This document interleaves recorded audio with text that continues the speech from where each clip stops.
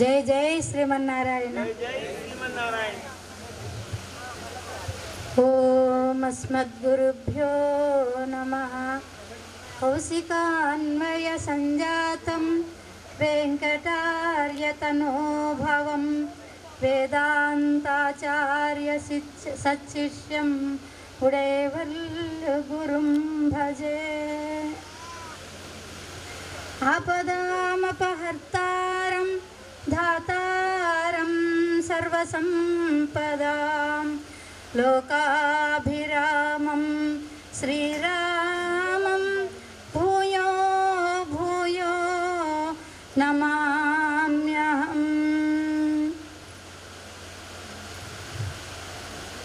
ప్రియ భగవద్బంధువులారా, ఈ కార్తీక మాసంలో చక్కగా ఎక్కడో చెట్ల కిందో ఎక్కడో కాకుండా మన స్వామివారు అయినటువంటి ఇక్కడ సీతానగరం ఆశ్రమంలో వనభోజనాలు కార్తీక మాస సందర్భంగా మల్లికార్జున గారు ఏర్పాటు చేశాము.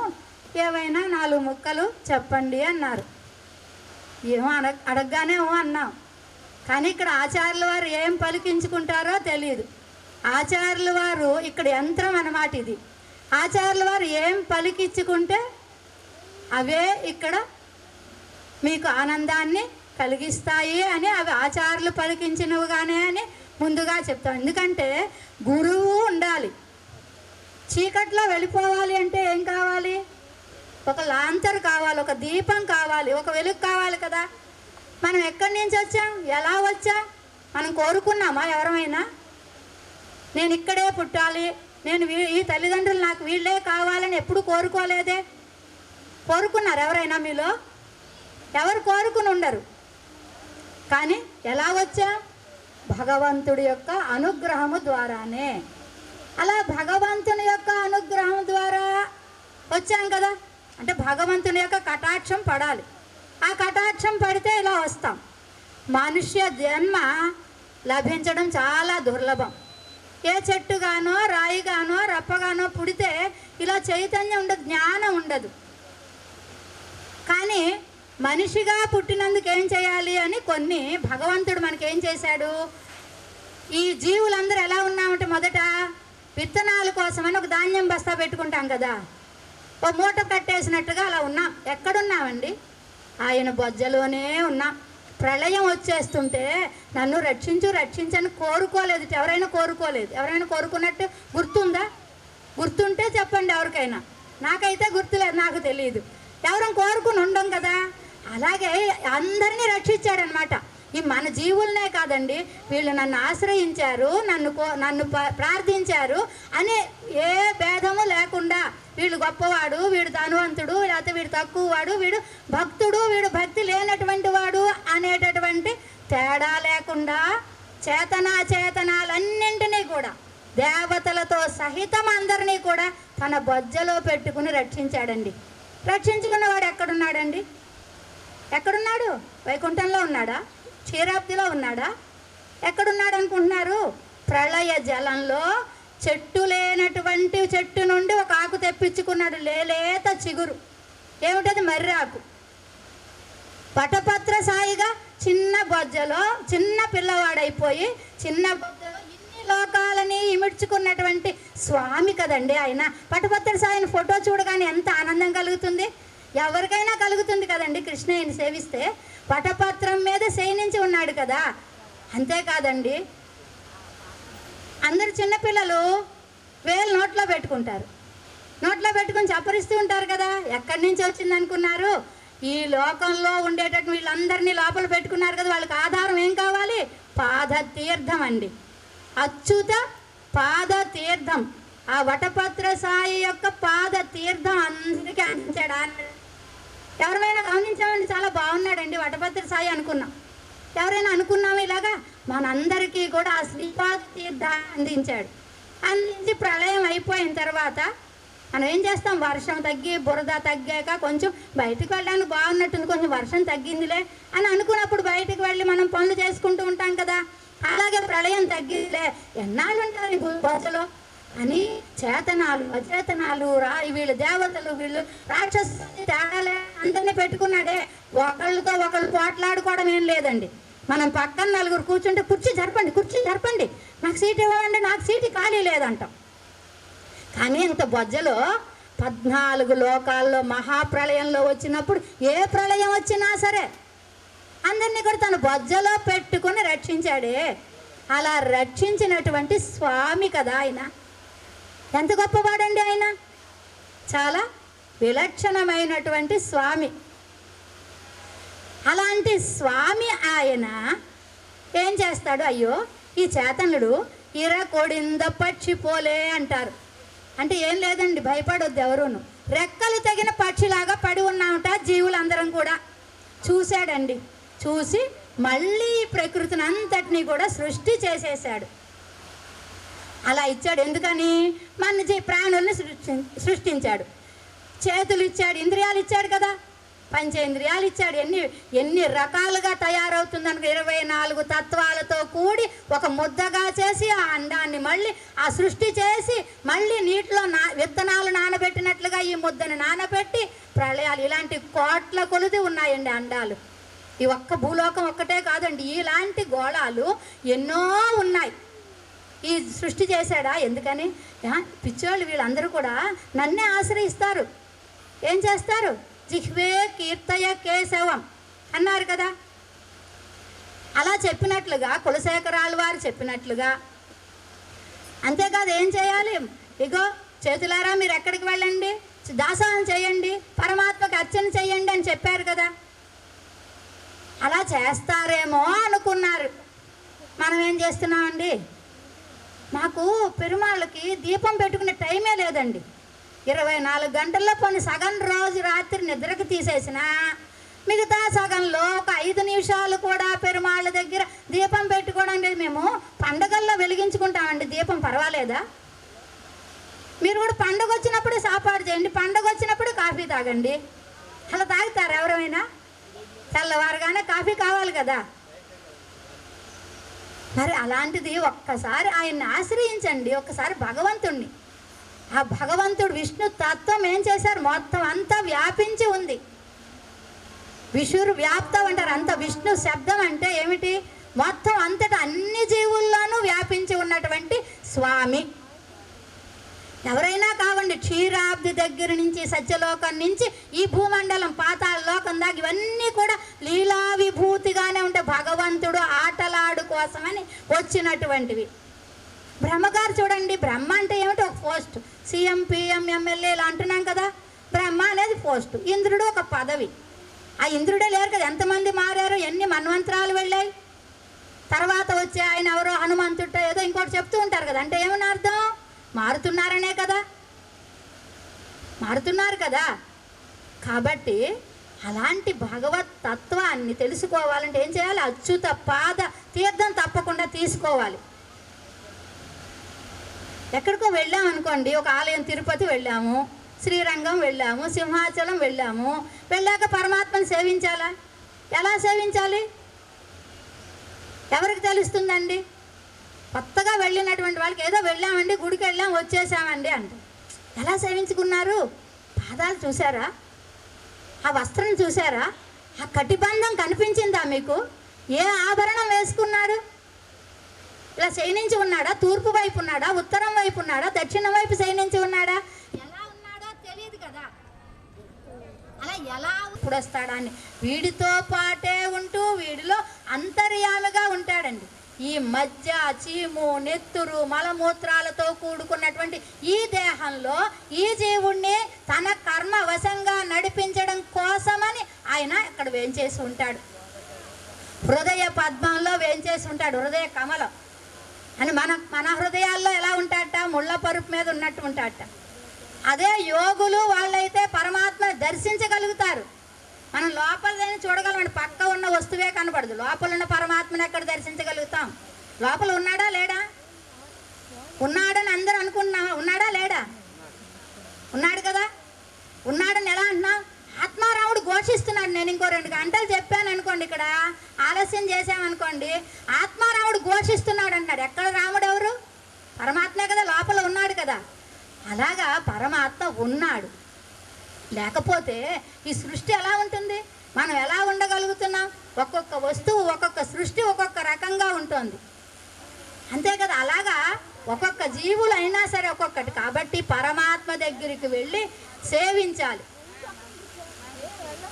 లేకపోతే ఏం చేస్తున్నారు? పరమాత్మని ఆశ్రయించని, ఆ పరమాత్మ యొక్క నామాన్ని అనుసంధానం చేయనటువంటి, పరమాత్మని గుణాలను కీర్తించినటువంటి ఆయన యొక్క కళ్యాణ గుణ పరిపూర్ణుడండి. ఎన్ని గుణాలు, ఎంత వాత్సల్యము, దయ, కారుణ్యం, ఇలాంటివి ఎన్ని ఉన్నాయండి.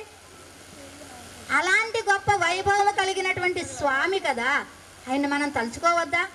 తలుచుకోవాలి. ఆయన శ్రీపాద తీర్థం ఎప్పుడూ తీసుకోవాలి. అలాగే వారు చూపించినటువంటి పరమాత్మని ఎలా సేవించుకోవాలో తెలియజేసినటువంటి ఆచార్యుని స్మరించుకోవాలి. అలాగే ఆచార్య తీర్థాన్ని స్వీకరించాలి అని, ఆ గురువు గారు ఇచ్చినటువంటి తీర్థాన్ని మనం ఎప్పుడూ కూడా స్వీకరిస్తూ ఉండాలి. అది పవిత్రతను చేస్తూ ఉంటుంది. భగవంతుడి తీర్థం కంటే కూడా ముందుగా ఆచార్య తీర్థం అని తీసుకుంటాం. అలాగా ఆచార్య తీర్థ స్వీకరణని చెయ్యాలి. అచ్యుత పాద తీర్థాత్ గురుతరం అన్నారు.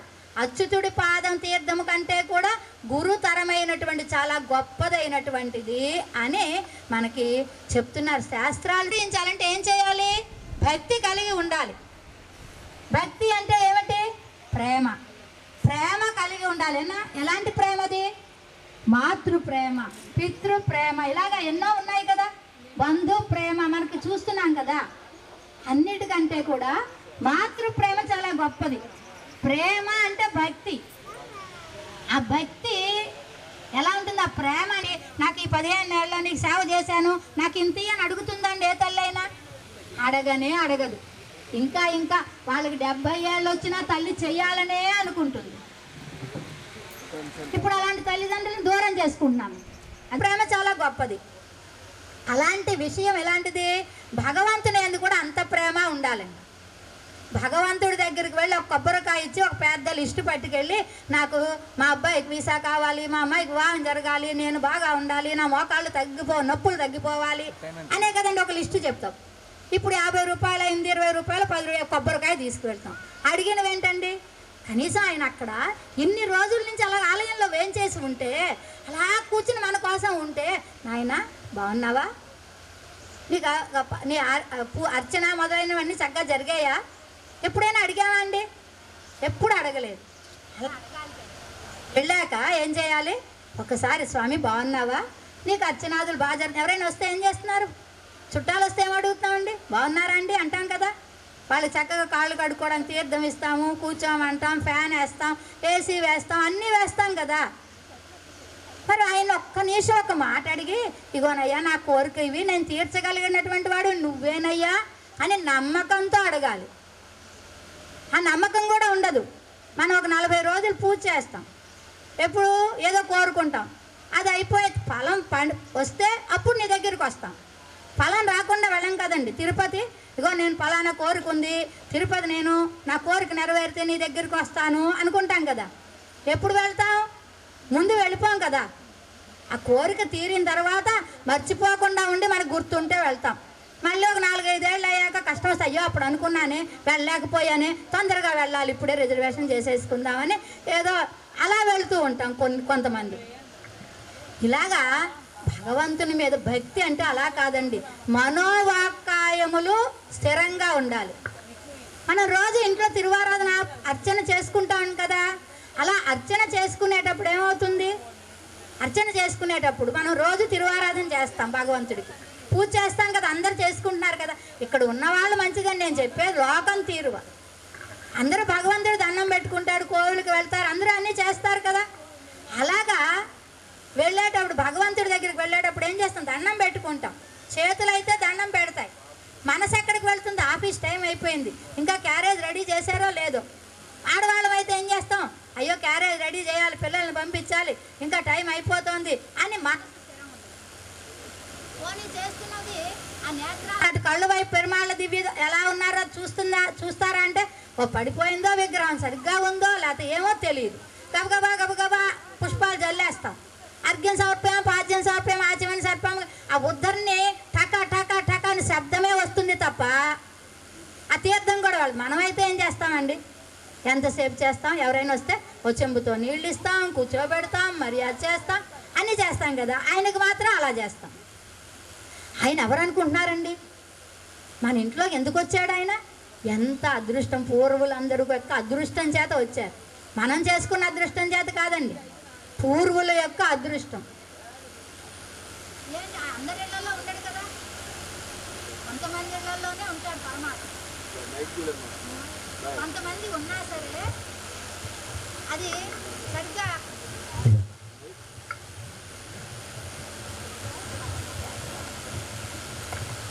ఐదు పర వ్యూహ విభవ అంతర్యామి అర్చ. పర పర అర అంటే పరంపదంలో ఉండేటటువంటి స్వామి. వైకుంఠంలో ఉంటాడే ఆ స్వామిని పరతత్వము అంటారు, వ్యూహము అంటారు. క్షీరాబ్దిలో శయనించి ఉన్నాడు, ఒక అడుగు కిందకు వచ్చాడు. ఎందుకని? దేవతల యొక్క మొరలు వినడం కోసమని. వైకుంఠంలో అయితే వినడానికి ఉండదు అవకాశం, అందుకని ఇక్కడికి ఏం చేశాడు, క్షీరాబ్దిలో హాయిగా శయనించి ఉండి అక్కడే సృష్టి క్రమాన్ని అనిరుద్ధ అలాగా ఉండి 4 రూపాలతో వేంచేసి ఉండి అక్కడి నుంచి సృష్టి కార్యక్రమాన్ని అంతటినీ కూడా చేస్తూ ఉంటాడు అని మనకి వేదాలు శాస్త్రాలు అన్నీ కూడా తెలియజెప్తున్నాయి. అలాంటి గొప్ప క్షీరాబ్దినాథుడు. ఆ తర్వాత అవతారాలు, రామకృష్ణాది అవతారాలు, వామనుడుగా ఇలా 10 అవతారాలు అంటాం. 10 అవతారాలు ఏమిటి? 10ఏనా లెక్కకి? ఎన్ని అవతారాలు ఉన్నాయో లెక్కలేవండి. 10 అనేది కనబడుతుంది కదా, 10 ఒక సంఖ్య చెప్పారంతే. ఒక్క క్షీరాబ్ది మదనం చూసినప్పుడే పాలకడల్ని చిలికారు చూడండి దేవతలు దానవులు చెప్పినప్పుడు. ఎన్ని రూపాల్లో ఉన్నాడు? రాక్షసుల్లో ఉన్నాడు, దేవతల్లో ఉన్నాడు, మందర పర్వతంలో ఉన్నాడు, వాసుకిలో ఉన్నాడు, కింద కూర్మమై ఉన్నాడు. ఎన్ని అవతారాలు అయిపోయింది అక్కడ, అన్ని రూపాల్లో ఉన్నాడు కదా, అందరికీ తెలిసిందే కదా. మరి ఇలా చూస్తే ఒక్కొక్కరిని రక్షించడం కోసమని ప్రతిసారి ఆయన వస్తూనే ఉన్నాడు. అలాగ రాముడుగా, కృష్ణుడుగా ఇలా వేంచేసినటువంటి స్వామి, వామనుడుగా ఇలా ఎన్నైనా మత్స్యంగా, కూర్మంగా, 2 రూపాలుగా నరసింహుడుగా కూడా వచ్చాడండి. ఇలా వచ్చినటువంటి స్వామి చాలా వైభవము కలిగినటువంటి స్వామి, పరిపూర్ణ అవతారాల్లో వచ్చాడు. పోనీ అవతారాల్లోకి వెళ్ళి సేవిద్దామన్నా ఎక్కడికి వెళ్ళాం? పరంపదానికి వెళ్ళలేం, వైకుంఠానికి వెళ్ళగలమా? ఇప్పుడు వెళ్ళలేం. క్షీరాబ్దికి వెళ్ళగలమా? క్షీరాబ్దికి వెళ్ళగలిగితే ఈ పాల ఫ్యాక్టరీలు పాలు కొనుక్కోవాల్సిన అవసరం ఉండదు, అందరూ పాలు తెచ్చుకునే వాళ్ళం, బింది పట్టుకెళ్ళి. ఆయన్ని సేవించుకుంటామో లేదో తర్వాత, కానీ పాలు బాగా తెచ్చుకునే వాళ్ళం కదండి. అలాంటి గొప్ప ఆయన్నే సేవించలేం. పోనీ అవతారాలంటే ఎప్పుడో అయిపోయాయి, తీర్థం ప్రసాదంలాగా ఎప్పుడో అయిపోయాయి. పోనీ అంతర్యామండి, అందరిలోనూ ఉన్నాడే ఆ స్వామి, ఆయన్ని సేవించుకోగలమా అంటే ఆయన్ని అసలు సేవించుకోలేం. ఎదురుగుండా ఉన్నదే కనపడదు. ఇప్పుడు చిన్నపిల్లల దగ్గర నుంచి కళ్ళజోడు కావాల్సి వస్తుంది. అలాగా ఉండేటటువంటి స్థితి కదా. మరి అప్పుడు ఎలాగా అందరికీ సులభమైనటువంటి రూపంలో ఎలా వేయించేశాడు? అర్చారూపంగా వేయించేశాడండి. ఆయన కోరుకుని 108 దివ్య దేశాలు, అంతేకాక ఇతరమైనటువంటి దివ్య దేశాలు, ఇంకా మొదలైనటువంటి దివ్య దేశాలలో వేయించేశాడు. అంతేకాదు ఇంకా సులభంగా గృహాలలో వేయించేసి ఉన్నాడు. ఎక్కడ ఏది తగ్గించుకోడండి. వైకుంఠంలో ఇంత గొప్పగా ఉన్నాను కదా, క్షీరాన్నంలో కొంత తగ్గించుకుని వెళ్తాము అనుకోడు.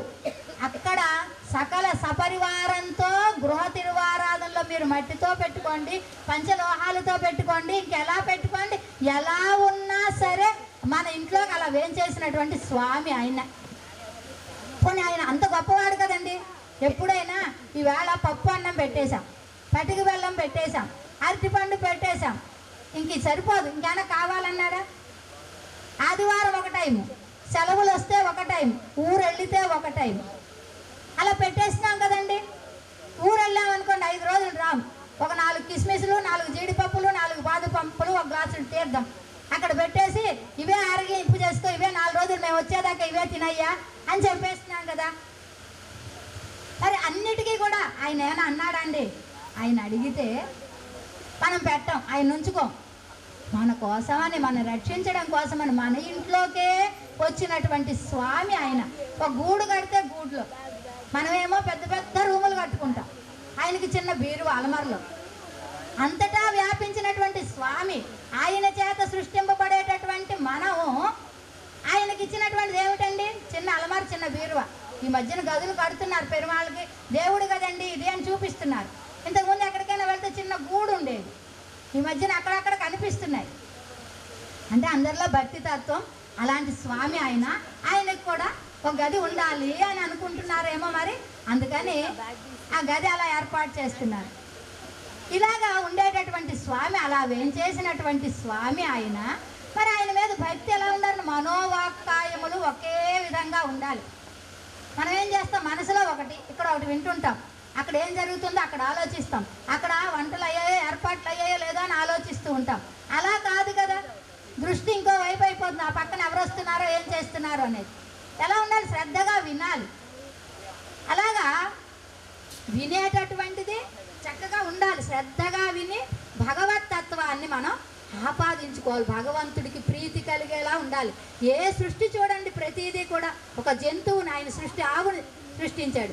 ఆవు ఏంటంటే కుడితి తింటుంది, చెత్త తింటుంది, గడ్డి ఏదో, అవి తినేసి వచ్చి మనకి భోగ్యమైనటువంటి పాలని ఇస్తోంది కదా పాలని. అవి స్వీకరించినటువంటి వాళ్ళం ఏమవుతున్నా? ఆరోగ్యంగా ఉన్న చిన్న పిల్లలు సైతం ఆరోగ్యాన్ని కలిగి ఉంటున్నారు కదా. మరి ఇలాంటి సృష్టి, మనము ఏవైనా ఎక్కడైనా నీళ్లు తేడా వస్తే మనకేమో జలుబు చేస్తోంది, జ్వరం వస్తోంది, పడలేదండి అక్కడ నీళ్లు తేడా అండి అంటున్నాం కదా. మరి ఎంత సృష్టి తేడా ఒక్కొక్క దాన్ని.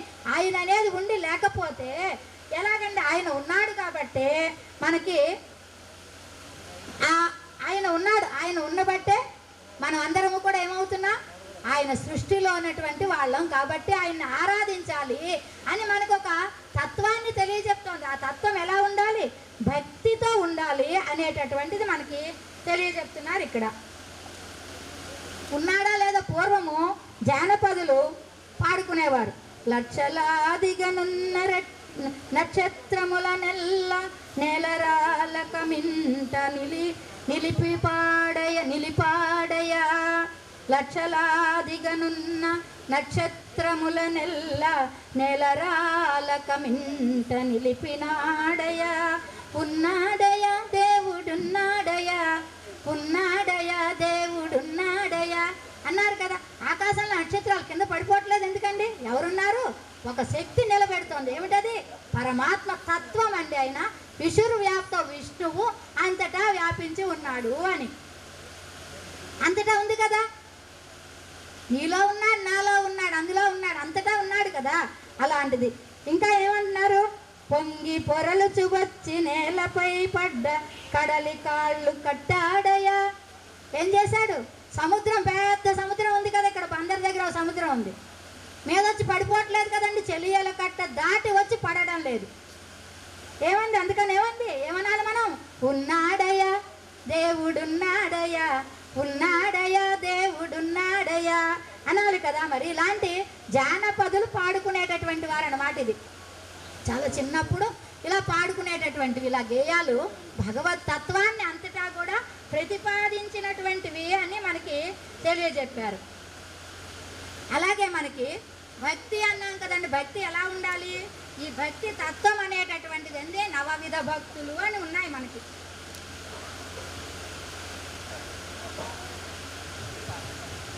ఆ నవవిధ భక్తుల్లో ఏమిటి? ఏదో ఒక భక్తిని ఆశ్రయించండి, ఏదైనా పర్వాలేదు. ఆ భగవత్ తత్వాన్ని ఆశ్రయిస్తే చాలు మనకి అని తెలియజెప్తున్నారు మనకి. భగవత్ తత్వాలు ఎన్ని? 9 రకాలుగా ఉన్నాయి అని మనకి చెప్తున్నారు. నవవిధ భక్తులు అని. శ్రవణం, కీర్తనం, వందనం, విష్ణోపాద సేవనం ఇలా చెప్తూ ఏం చెప్తున్నారు? ఇలా అన్ని నవవిధ భక్తులు ఉన్నాయి కదా. ఈ నవవిధ భక్తుల్లో ఏదైనా ఒకటి ఆశ్రయించి పరమాత్మని పొందవచ్చు అన్నారు.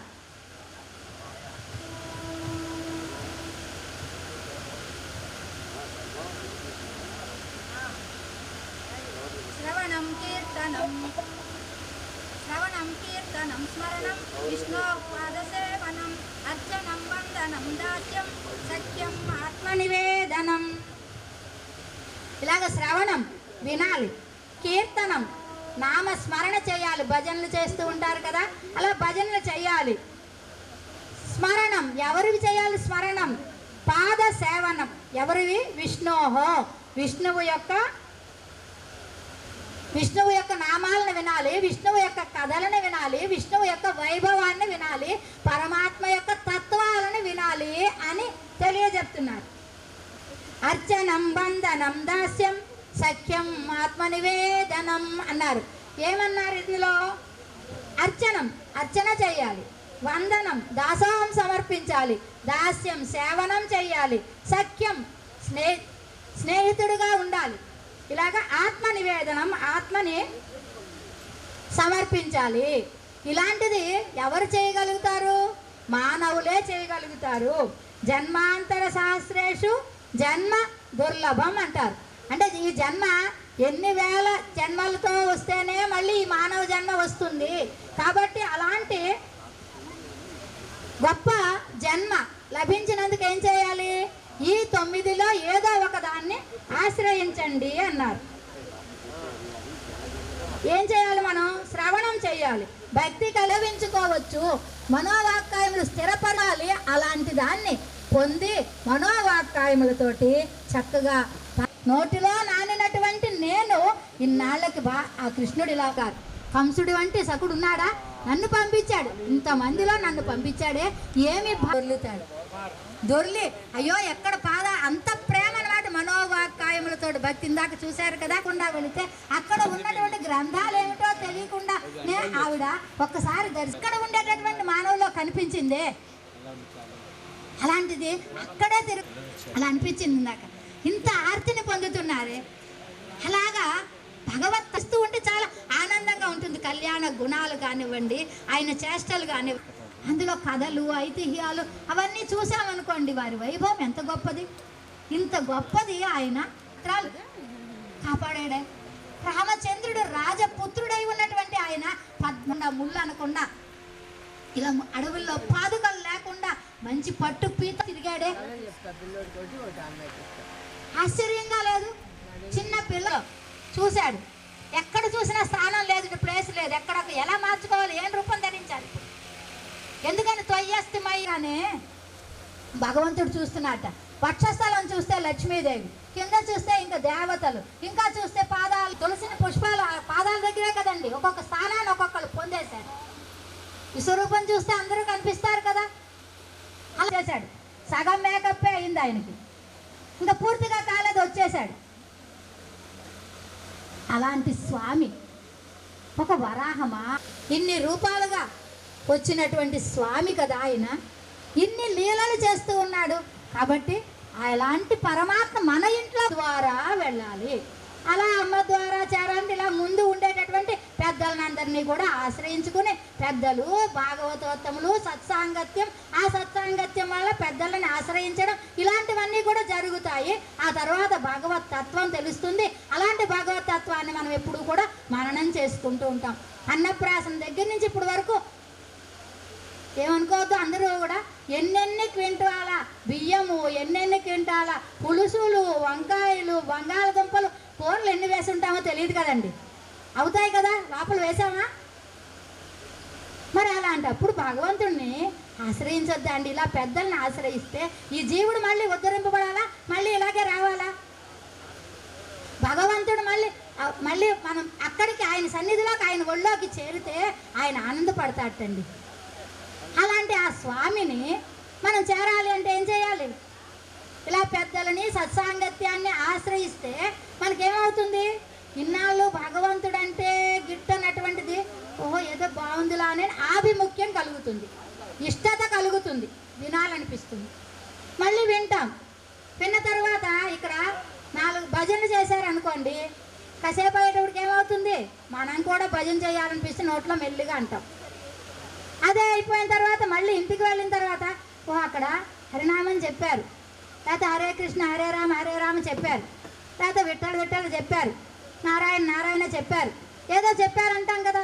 అలా పని చేస్తున్నప్పుడు కూడా మనకి తెలియకుండా మనసులోంచి వచ్చేస్తుంది. వస్తుందా? ఎందుకు వచ్చింది? సత్సాంగత్యం వలన. కాబట్టి సత్సాంగత్యం ఉండాలి. అలాగా భగవంతుని యందు ఆభిముఖ్యం కలుగుతుంది. ఆ తర్వాత భగవంతుడి దగ్గరికి వెళ్ళాలనిపిస్తుంది. భగవంతుడి నామాలని అనుసంధానం చేయాలనిపిస్తుంది. భగవంతుడి యొక్క కళ్యాణ గుణ కీర్తనాల్ని కీర్తించాలనిపిస్తుంది. అలా మనకి మొత్తం ఇంకా చేయాలనిపిస్తుంది కదా. ఇలాగా ఏం చేశాడు ప్రహ్లాదుడు? అలా ఏం చేశాడు? స్మరణం. అలా లక్ష్మీదేవి అమ్మ యొక్క పాద సేవనం చేస్తూ ఉంది. పరమాత్మకి పాద సేవనం చేస్తూ ఉందిట. ఆవిడ ఎంత సుకుమారురాలండి! ఆవిడ సుకుమారత ఎవరికీ లేదు కదా. ఎంత సుకుమారత! పుష్పవాసిని అయినటువంటి ఆవిడ, పుష్పంలోంచి ఉద్భవించినటువంటి ఆవిడ ఆ పుప్పొడి కూడా గుర్చుకుంటుందని పరమాత్మ యొక్క హృదయంలోకి చేరిపోయిందిట. ఆ పరమాత్మ హృదయంలోకి చేరిపోయి ఉంది. ఎందుకని? మనందరినీ కూడా రక్షింపజేయడం కోసమని. తిరుపతి వెళ్తాం అందరం, ఎక్కడుంటుంది? హృదయలక్ష్మి అంటాం కదా. హృదయంలో లక్ష్మీదేవి వేంచేసి ఉంటుంది కదా. అలాగా వేంచేసి ఉంటుందన్నమాట. ఇలాగా పాదనం, వందనం, ఇలా తర్వాత వందనం చేయాలి. అక్రూరుడు వందనం అలాగా పాద చిహ్నాలతోటి వందనం చేస్తూ ఉన్నాడనమాట. చూసి దొర్లిపోయి ఎక్కడ పాదాలు తగ్గుతాయని ఏం చేస్తున్నాడు? సాష్టాంగ వందనం చేయాలి, సాష్టాంగ నమస్కారం చేయాలంటారు కదా. ఈ 8 అంగాలు, నేత్రాలు, ఈ శరీరము, ఇవన్నీ కూడా కింద పడి దాసోహం సమర్పించాలి అనేటటువంటిది చెప్పారు. అది ఎవరు? అక్రూరుడు చేశాడు. అలాగా అద్యమే సఫలం జన్మ అని తెలియజెప్పారనమాట. దాస్యం, దాస్యానికి మారుపేరు ఏమిటి? హనుమంతుడని. నవవిధ వ్యాకరణ పండితుడైనటువంటి హనుమ, రామ భక్తుడు. ఆ మాల్యవంత పర్వతం దగ్గరికి వచ్చినప్పుడు అక్కడ దర్శించాడు. ఆ తర్వాత సీతమ్మని దర్శించాడు. సీతమ్మ 10 నెలలు ఎవ్వరూ లేకుండా ఉందే. అంటే ఎవరు లేరా అండి? ఉన్నారు. రాక్షసులు ఉన్నారు. ఆ రాక్షసులు ఏమన్నా రాత్రింబావుళ్ళు కూడా చిత్రవద చేసి పెడుతున్నారు. రాముడికైతే ఈ వీళ్ళలో సుగ్రీవులో లక్ష్మణస్వామో ఎవరో ఉన్నారు వెనకాతల.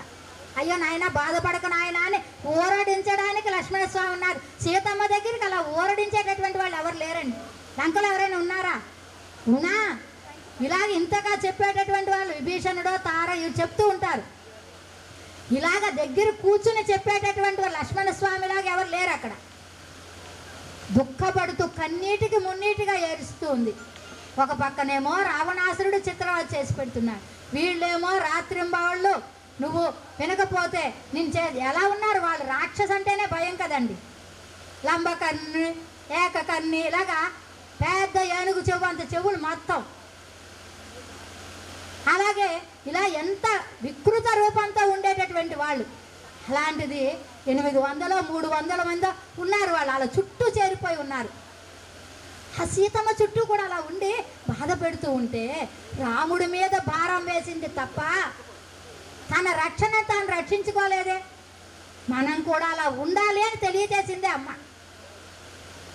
అలాంటి అమ్మని ఒక్కసారి హనుమ వెళ్ళి రామో నామ బభూ అని కాదు, రాముడు నేను దశరథుడి దగ్గర నుంచి వచ్చాను, దశరథ పుత్రుడు రామచంద్రుడి దగ్గర నుంచి వచ్చాను అని తెలియజెప్పారు కదా.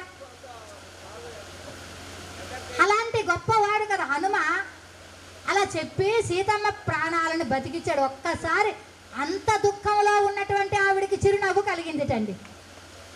మా రాముడా రాముడా అని ఎక్కడా ఎవరు అని అప్పుడు అడిగింది. అలాంటి గొప్పవాడు అన్నమాట. అంతేకాదు ఎవరు నువ్వు అంటే కోసలేంద్రస్య దాసస్య అన్నారు కదా. రాముడు యొక్క కోసలేంద్రుడైనటువంటి రామచంద్రుడికి దాసుడిని అన్నాడు కదా. అలాంటి గొప్పవాడు, అలా దాసుడుగా ఉన్నటువంటి వాడు. సఖ్యం చేశాడు. ఇంకా సఖ్యత చెప్పుకోవడానికి అర్జునుడు కృష్ణుణ్ణి ఆశ్రయించాడు. అలాంటి సఖ్యత చేసుకున్నటువంటి వాడు అర్జునుడు. కృష్ణుణ్ణి ఒక స్నేహితుడుగా, బంధువుగా, అలాగ అన్నీ నువ్వేనయ్యా అని ఉన్నటువంటి వాడు ఆయన. అలా సఖ్యత కలిగినటువంటి వాడు అర్జునుడు. ఇంకా ఆత్మ నివేదనానికి బలి చక్రవర్తి. జై శ్రీమన్నారాయణమ్మ. చక్కని ఉపన్యాసం మా అందరికీ కూడా అనుగ్రహించారు.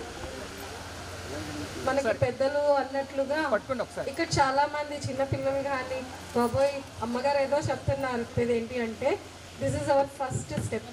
సత్సంగా దాని అర్థమే ఏంటి అంటే మొట్టమొదటి సత్సంగం. అలానే ఉండండి. అది అర్థమైనా అర్థం కాపోయినా 4 మాటలు చెవున పడుతూ ఉండగా ఉండగా ఉండగా అది భగవంతుని యొక్క అనుగ్రహం ఉంటేనే పడుతుంది.